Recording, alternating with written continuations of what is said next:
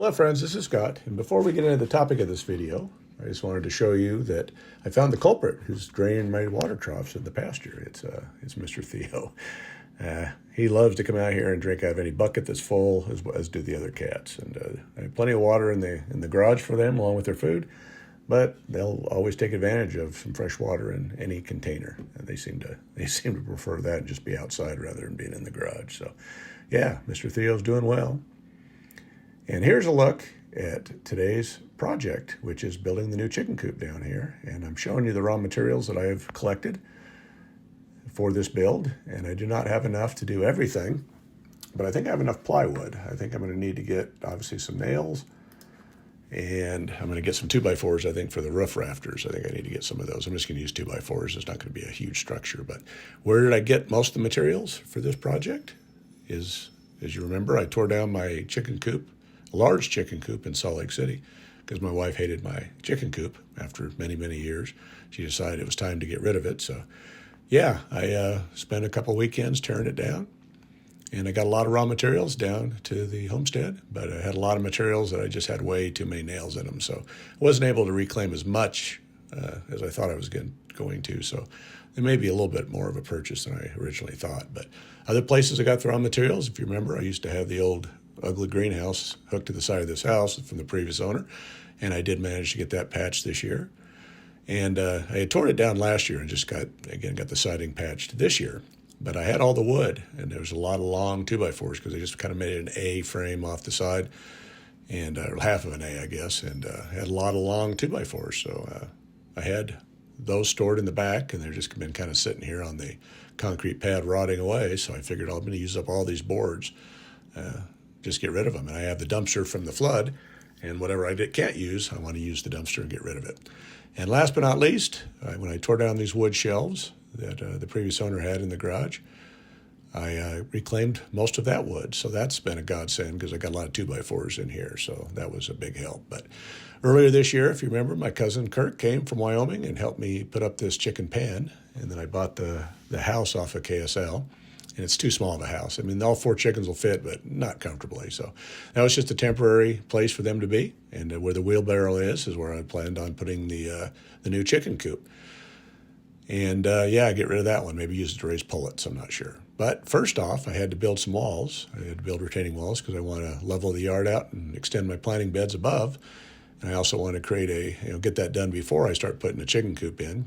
And the chicken coop is going to go right on the left side there. That's a view from the top. So first step was I just got some old block we had laying around, old edging, concrete edging, and made a little, leveled it all out and leveled the area out.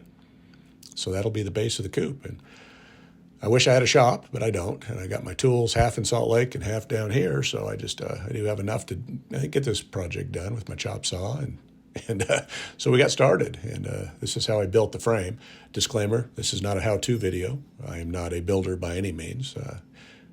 I know enough to be dangerous, and I think I did an okay job the way I set up the base of the frame, though, because it all locks in nicely. Again, it'll be the plywood that really locks this coop in, but I decided just to build a 6-foot coop, just 6x6. That's what I'm going to do, and I should have enough materials to do most of it, and but I'm not going to have enough to do everything. But first step was I started building it in the garage, and I started bringing the sections out, and I got them all hooked together. So there's a look. And I was going to put a little bit of a storage underneath where I could put my food, but that's not going to work. It's going to make this thing way too tall. I normally don't like to put chicken coops on the ground because of mice, and they'll start living under the coop, which I'm sure that's the case. But I decided instead of putting plywood down, I'm just going to put 2x4s and just use 2x4s. And those mice are going to have a heck of a time digging through or chewing through the 2x4s.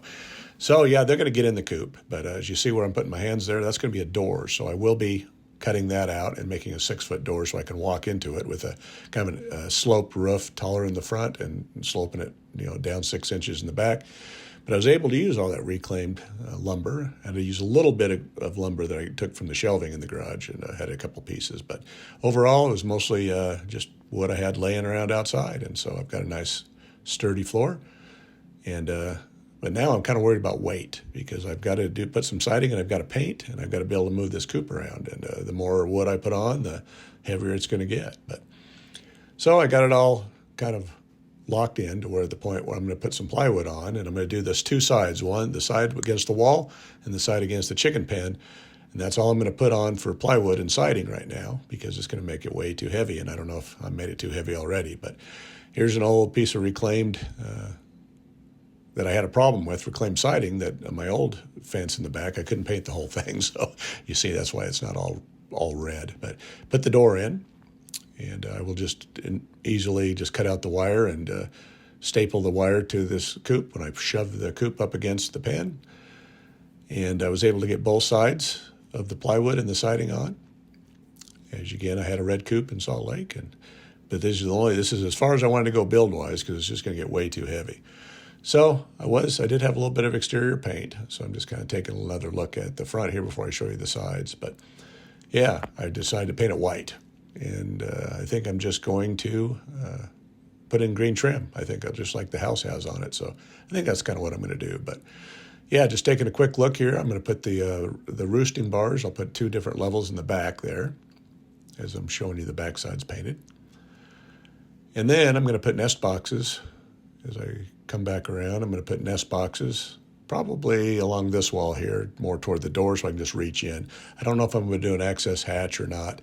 I had one in Salt Lake. I never used it.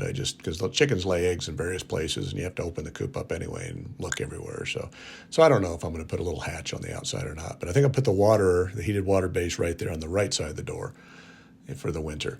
But as I was building, the chickens decided to check the place out.